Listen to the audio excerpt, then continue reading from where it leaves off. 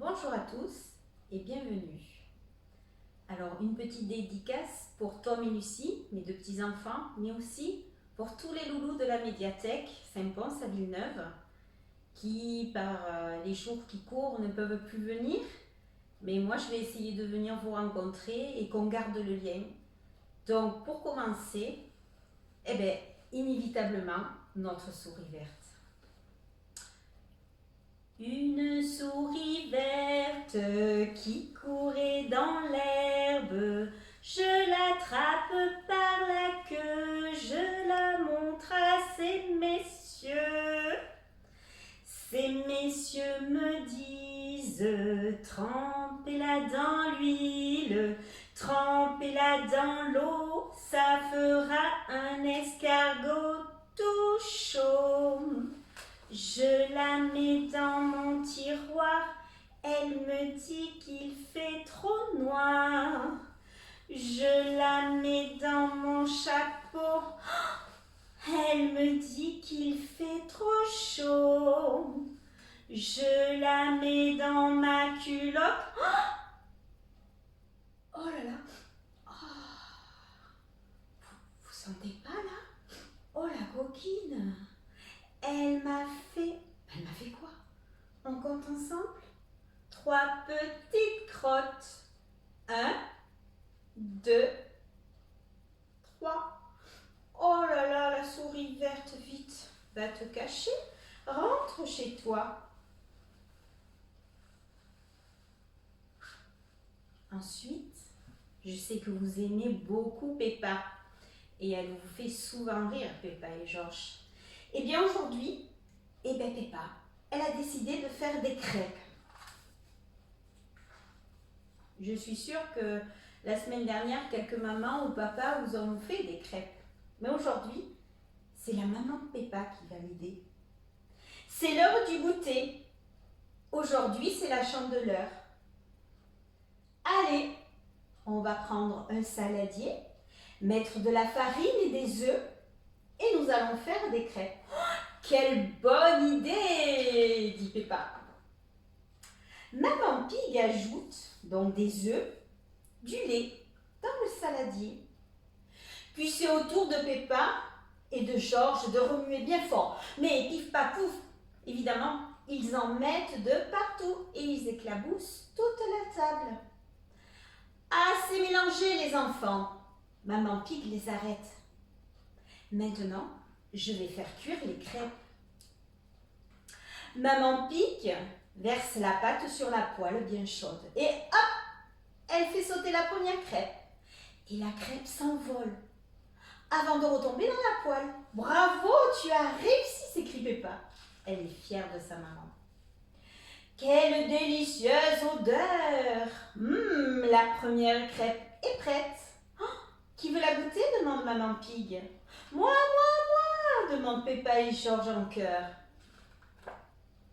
Alors Maman Pig dépose la belle crêpe dorée dans l'assiette de Peppa. Puis elle y verse du sirop d'érable dessus. C'est vraiment délicieux, dit Peppa. Et elle en croque un petit bout. Miam, miam, miam. Elle se régale. Puis elle fait goûter la crêpe à son petit frère. Papa Pig, qui n'est pas loin, se lève pour préparer une autre crêpe.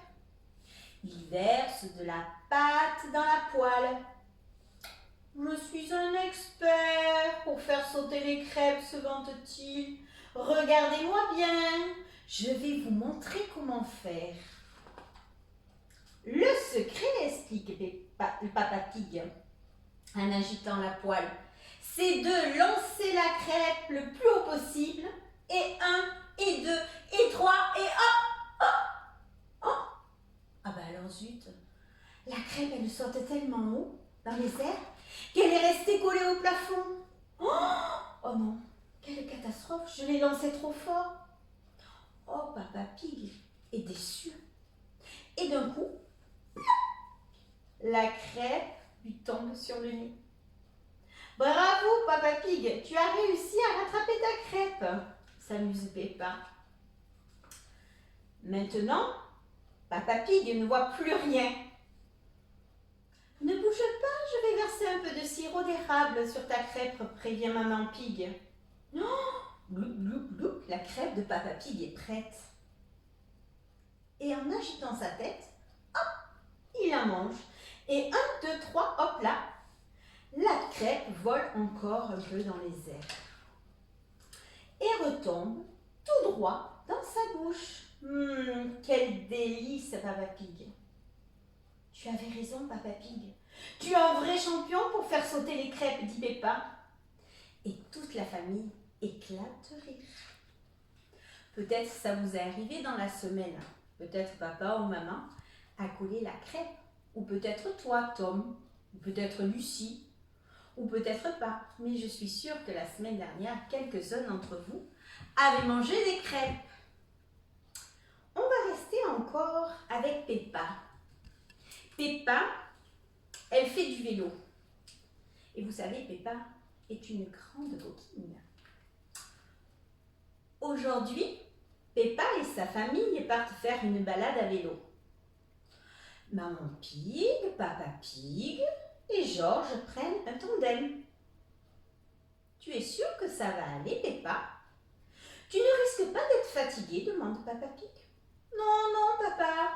Et puis j'ai envie d'avoir mon vélo à moi. Peppa dépasse à toute vitesse Maman Pig, Papa Pig et Georges. J'ai gagné, j'ai gagné. Mais ce n'est pas une course, Peppa. C'est une promenade, lui dit papa. Oh là là, pédaler dans les montées, ça devient difficile.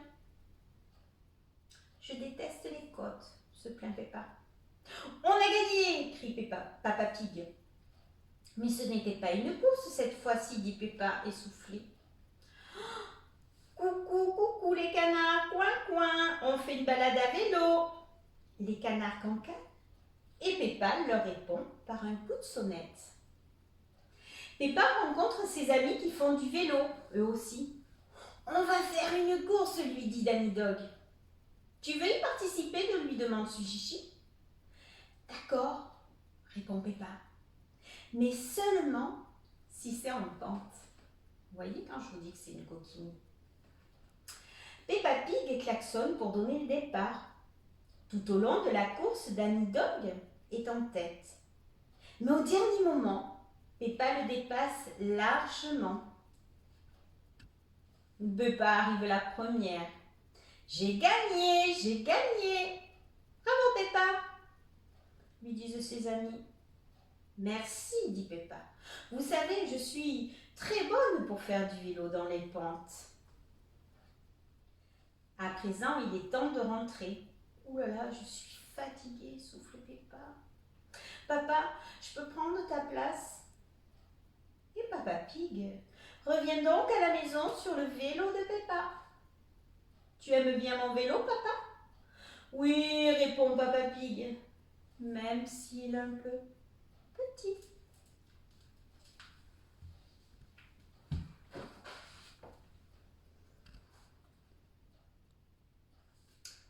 Joyeux anniversaire. C'est l'anniversaire de Pistou.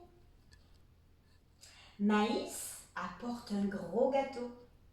Il fait bien attention à ne pas le faire tomber. Tango allume les bougies. Pistou gonfle ses joues et souffle le plus fort possible. Allez, on souffle. Maintenant, Tango et Maïs apportent un gros cadeau. Mais qu'est-ce que c'est? Incroyable! C'est un chapeau rigolo avec 3 grelots qui font ding ding ding ding ding. Oh, Pistou est content. Merci mes amis, merci. Maïs a une idée. Et si on dansait maintenant? Mais on n'a pas de musique. Et le coq qui a tout entendu lui propose de chanter. Ne vous inquiétez pas, je vais chanter. Cocorico, cocorico. Et pendant que le coq chante, Tango et Maïs et Pistou dansent en sautant très haut. Quelle belle fête d'anniversaire!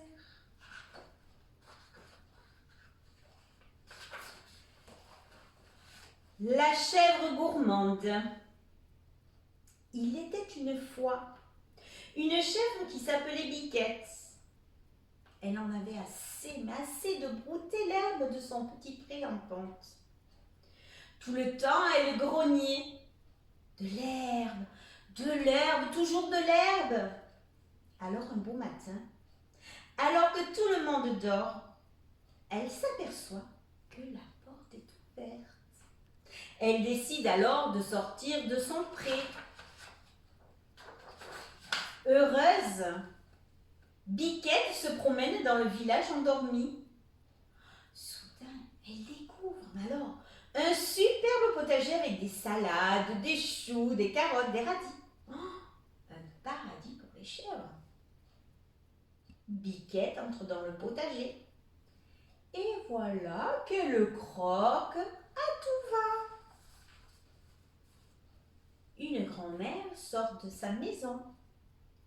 Elle voit la chèvre en train de croquer ses beaux légumes et elle crie « Va-t'en, chèvre, va-t'en » Mais Biquette fait comme si elle n'avait rien compris. Elle continue de brouter salade et radis.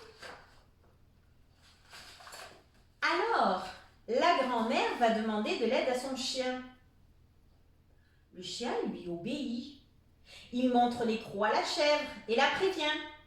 Va-t'en la chèvre, ou je te mords les fesses. La chèvre se retourne et lui répond. Si tu me touches, je te donne un coup de corne. Et elle lui fonce dessus. Alors prudent, le chien préfère rentrer vite fait dans sa niche. La femme demande conseil à son âne. L'âne va voir la chèvre et lui explique que les légumes ne sont pas à elle, qu'il ne faut pas voler ce qui appartient aux autres. Et la chèvre l'interrompt. Dis l'âne, tu peux aller discuter ailleurs, tu vas me couper l'appétit à force. À leur tour, les poules lui crient après, mais leurs côtes-côtes font rire la chèvre qui continue à croquer les salades et les carottes. La grand-mère ne sait plus que faire. Elle s'assoit sur son banc et elle pleure. Je n'aurai plus rien à manger. Alors une grosse larme tombe sur la petite fourmi. Elle crie. Mais qui me fait prendre une douche? Puis elle lève la tête et voit la pauvre dame aux yeux rougis. Elle lui demande. Qu'est-ce qui se passe, madame? Et la grand-mère lui explique l'histoire. La fourmi est très en colère. Elle file jusqu'à la chèvre, monte dessus, se glisse dans son oreille et crie de sa grosse voix de petite fourmi. « Chèvre, sors de ce champ !» Alors la Biquette, elle lève la tête. « Mais qui es-tu ?»« Je suis le monstre invisible. »« Un monstre ? » Oui, chèvre, et si tu ne pars pas immédiatement de mon champ, eh bien je vais te transformer en chou. Biquette, elle a peur, et très peur, si peur, qu'elle rentre dardard chez elle. Et depuis ce jour-là, eh bien Biquette trouve que l'herbe de son petit pré en pente a un goût plus fin, plus doux, bref, un vrai régal. Et on va continuer avec pirouette cacahuète.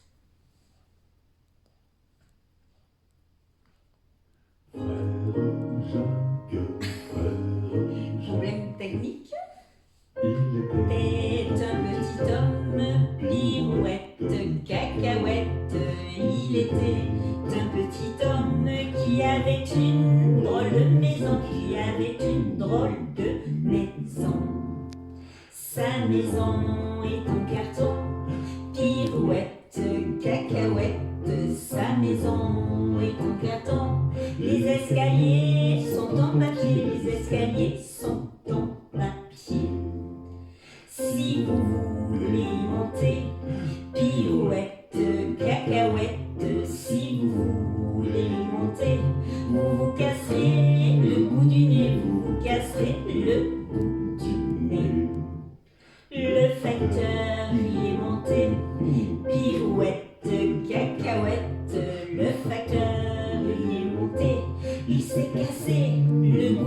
nez, il s'est cassé le bout du nez. On lui a raccommodé pirouette, cacahuète, on lui a raccommodé avec du joli fil doré, avec du joli fil doré.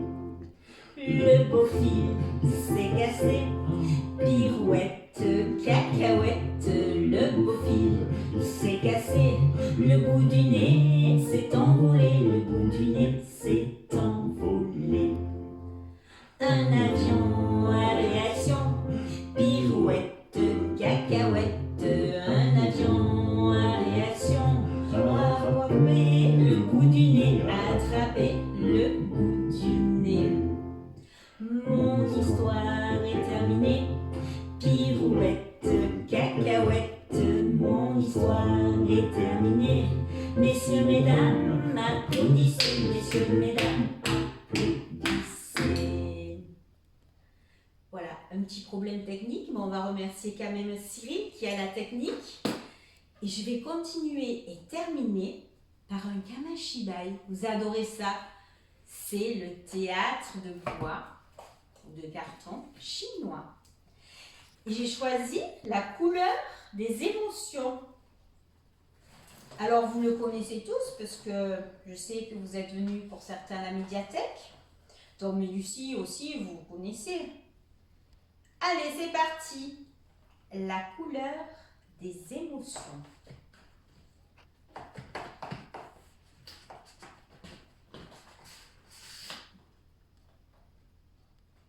Voici le monstre des couleurs. Aujourd'hui, il s'est levé du mauvais pied. Oh, il se sent bizarre, désorienté, perdu. Oh là là! Et dans sa tête, et dans son cœur, tout s'embrouille, tout se bouscule. Mais qu'est-ce que tu fabriques? Lui dit son amie la petite fille. Te voici tout barbouillé. Tu t'es encore emmêlé les pinceaux. Bon, suis-moi. Regarde-moi cette pagaille. Tes émotions sont dessus-dessous. Ton cœur est un vrai fourre-tout. Comment veux-tu t'y retrouver? Je vais te donner un conseil. Tes émotions, eh bien, commence par les séparer, puis range-les chacune dans un flacon étiqueté. Ainsi, tu y verras plus clair. Si tu veux, je peux t'aider à les reconnaître et à y mettre un peu de l'ordre pour que tu retrouves ton bien-être. Allez, d'accord? On y va. Commençons par la joie. La joie, eh bien, elle est contagieuse, merveilleuse. Elle brille comme le soleil. Elle fait vibrer le cœur comme une abeille. Et la joie, c'est quand on est tous ensemble à la médiathèque. Chouette. Quand tu es joyeux, tu as envie de rire, de sauter, de jouer, de danser. Et tu peux partager ta gaieté avec ceux que tu aimes, avec le monde entier.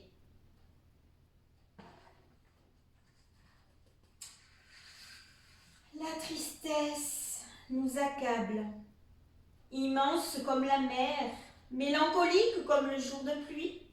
Elle refroidit notre cœur et elle l'engourdit. Quand tu es triste, tu n'as envie de rien.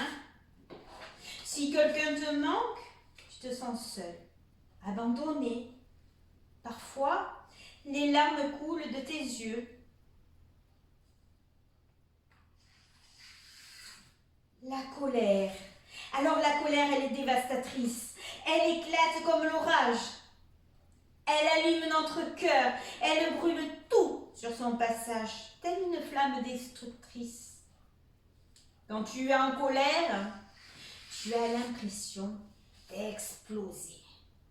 Tu déverses ta rage sur les autres. Parfois, tu cries sans pouvoir t'arrêter. La peur, elle est lâche, sournoise. Elle étouffe notre cœur comme un serpent. Elle se cache dans la nuit, tel un voleur. Quand tu as peur, tu te sens petit, faible, incapable d'agir posément. Et tu peux devenir méchant, très méchant. La sérénité, elle nous berce. Elle est douce, comme une maman, légère comme une feuille au vent. Quand tu es apaisé, ton cœur respire lentement. La vie se déroule aisément et tout te semble facile. Voilà les émotions qui te submergent ce matin. Tu vois, elles sont chacune différentes et elles ont une couleur différente. Et quand elles sont bien rangées, il devient plus facile de les comprendre. C'est mieux comme ça, n'est-ce pas? Savoir ce que l'on ressent, les enfants, c'est important. La joie, la tristesse, la colère, la peur et la sérénité. Mais que t'arrive-t-il à présent? Voyons. Peux-tu me dire ce que tu éprouves? Eh bien, d'habitude, on peut se le dire, mais on peut se l'envoyer. Si vous voulez m'envoyer un petit message, je répondrai. Si vous devenez trop nombreux, je ne pourrai plus, mais je continuerai. L'exercice est difficile. Et voilà, c'est la fin de l'histoire et c'est la fin de notre petit moment entre nous. Et puis, si ça vous a plu, eh bien, on recommencera. Je l'ai fait vraiment par amour. J'ai un grand cœur avec mes loulous, avec les enfants de la médiathèque et je ne voulais pas qu'on reste sans partage aussi longtemps. Donc, je vous fais plein de bisous, des bisous virtuels et on se dit à très bientôt. Si ça vous a plu, eh bien, demandez aux parents qui disent ben, vas-y Nathalie, continue parce que c'est un exercice pour moi qui a été très difficile et ben, je vous le donne avec mon cœur. Et je vous souhaite une bonne soirée. À bientôt, peut-être.